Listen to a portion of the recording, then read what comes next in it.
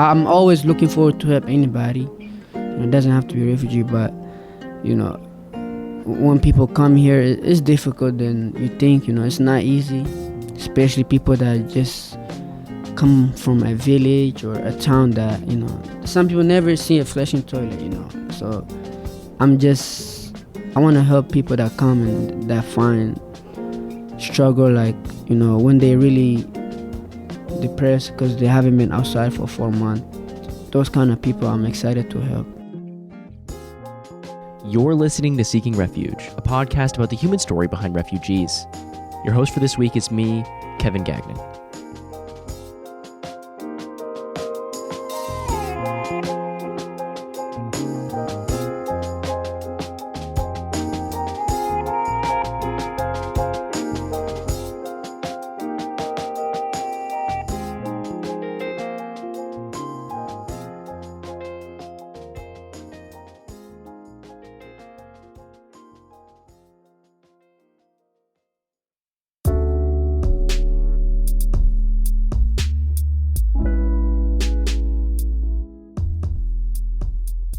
This week, we're talking to Ogbai Afeworkie, a film studies major from Georgia State University. My name is Ogbai, like you said. I'm 21 years old.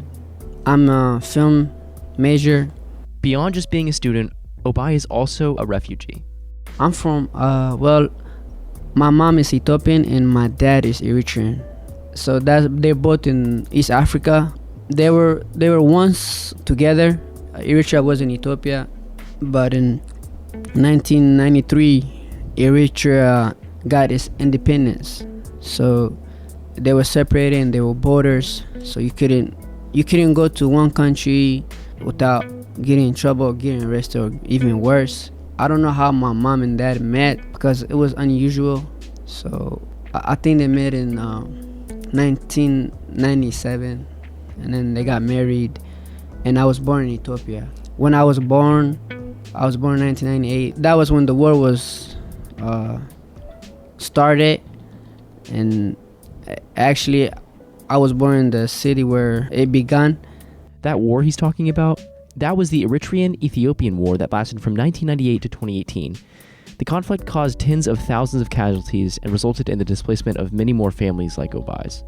And then we went to the refugee camp in Ethiopia, and when we went there, we went to Waranhebi camp first. I was maybe 1 or 2.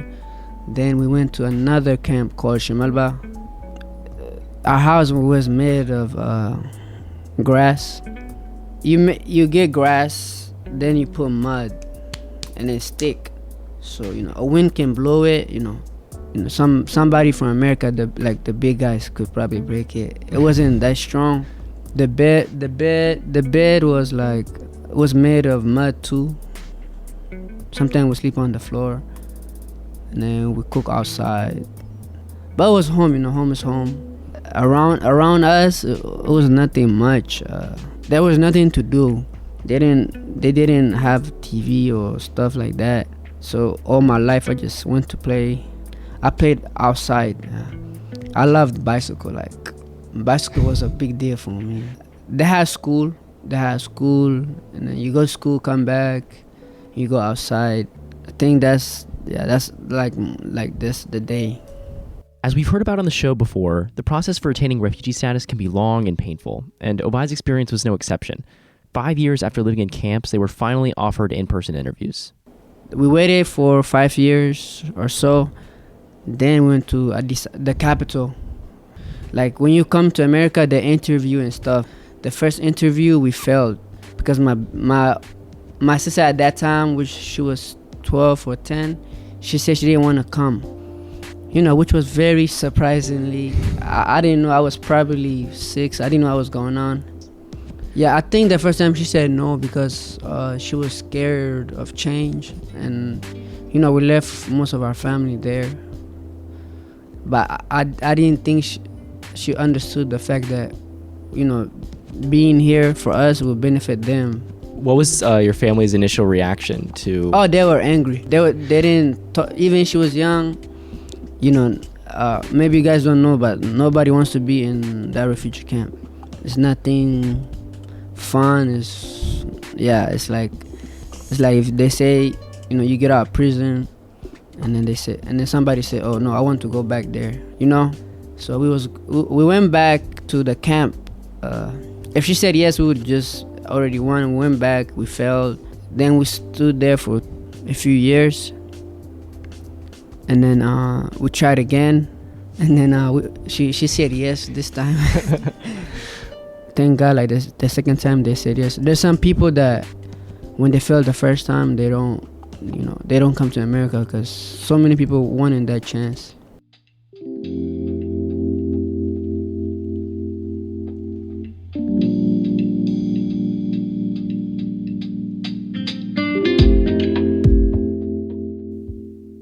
After this second interview, they were approved.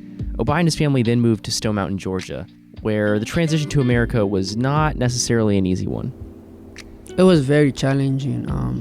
Sometimes you mistake what people say, or like you get offended. The way we talk in our language is different, Here, everybody can. In America, everybody's facial expression is different when they talk. Like, they could be mad, they could look a little bit mad and say nice thing to you. That's how some Americans are. So you'd be thinking, oh, that's not nice. But where we live, you always, when you say nice thing, you smile a little bit. But here, they can just look at you straight face and say something good. And that was what I have to get used to. And then, also in my country, when you see somebody walking, you say hi, hello. Here, they don't do that. And I think the language was harder, but what was much harder was like the culture, not respecting your elders. I see some kids talking back to their parents, which was a major shock. Just like getting used to culture, I think. The transition into a public school system can be difficult for refugee kids, whether it be from misplacements into the wrong grade level, childhood trauma, or language and cultural differences. These issues were hard for Ogbai to deal with growing up. I went to the Stone Mountain Elementary School, got expelled the second month. I got into a fight. I was truly the only African in that school.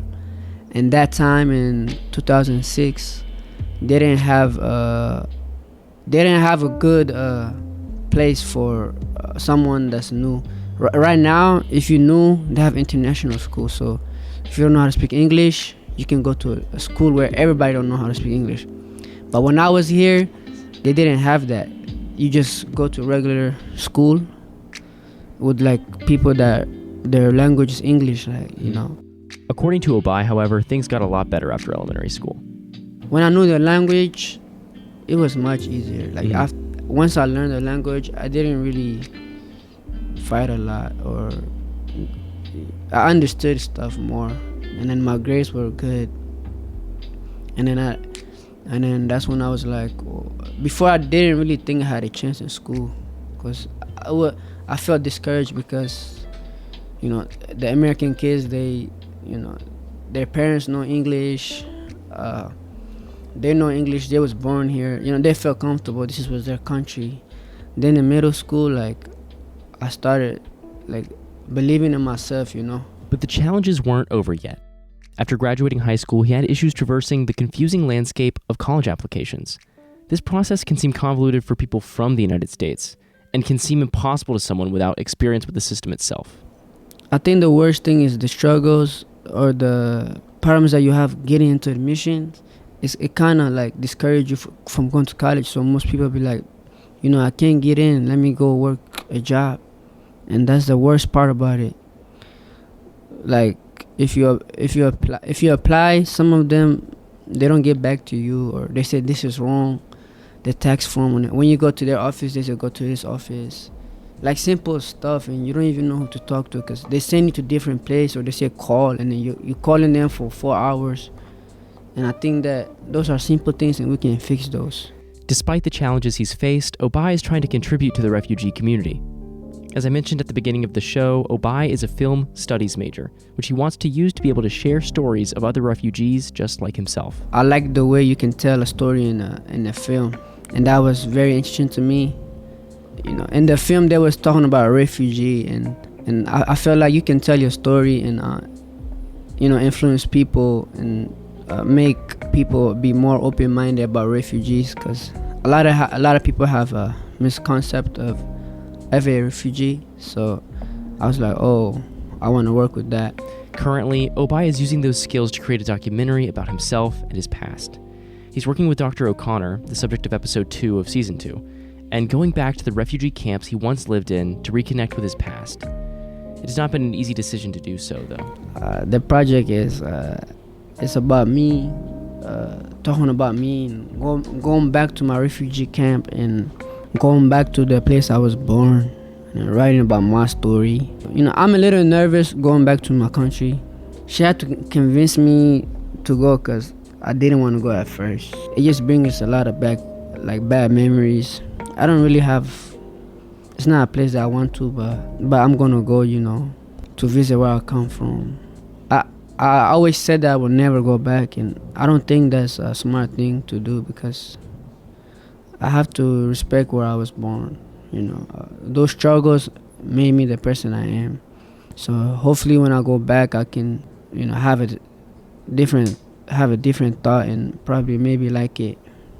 As we were wrapping up our interview, Ogbai wanted to clear up the misconceptions he sees surrounding refugees. Yeah, I think the one thing I would tell people, because, 3 years ago, this girl was in my class, and I was telling her that I was a refugee, and then she didn't know I was a refugee. So she was telling me, oh, I didn't know you was a refugee. I was like, why? She told me that she was like scared of refugee, and then that's when I was like, wow, people are getting it wrong. One thing I would say is, like, refugees are just people like you.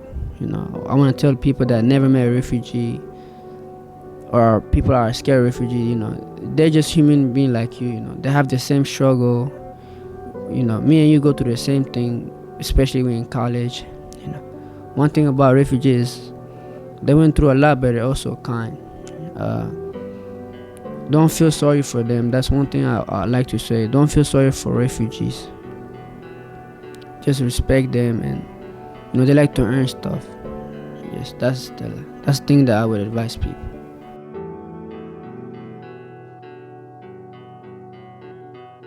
Thank you so much for listening to this episode of Seeking Refuge. If you want to get into contact with us, you can email us at seekingrefugepodcast@gmail.com or follow us at Refuge Podcast on Twitter.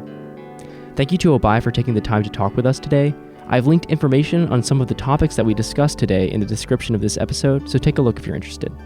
A big thanks to Maxey International House for making this show possible. We should also thank Dr. O'Connor and Georgia State University for putting us into contact with Ogbai. This show comes out every 2 weeks, so subscribe and we will see you in the next one.